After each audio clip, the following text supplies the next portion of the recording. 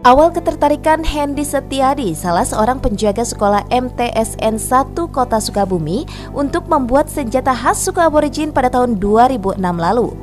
Meski sempat gagal selama 2 tahun mengulik bumerang, akhirnya dirinya berhasil membuat senjata tradisional suku tertua di Australia dan hingga kini menjadi hobi dan sumber pendapatan ekonominya.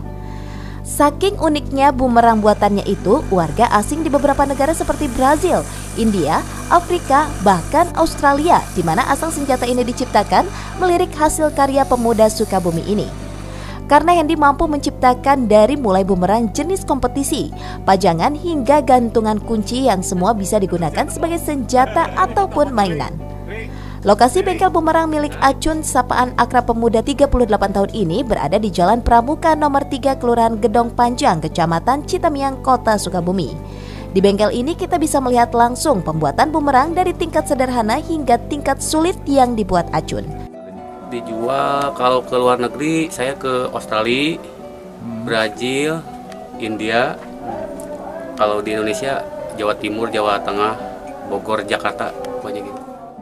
Acun juga menjelaskan cara kerja bumerang cukup sederhana, namun dibutuhkan ketelitian.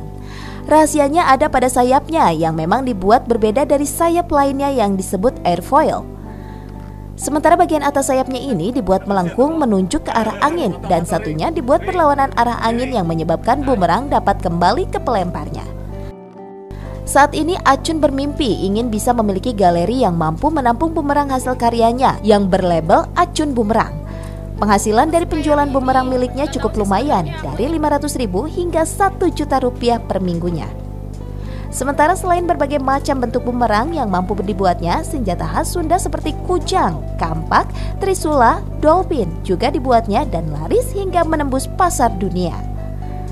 Acun juga membuat bumerang mini yang bisa dimainkan atau dijadikan pajangan. Harga bumerang yang ditawarkan dari yang termurah Rp25.000 hingga yang termahal Rp350.000. Untuk mengembangkan usahanya, Acun mengaku butuh tambahan modal. Dari Sukabumi, Muhammad Satiri melaporkan untuk Dinamika News.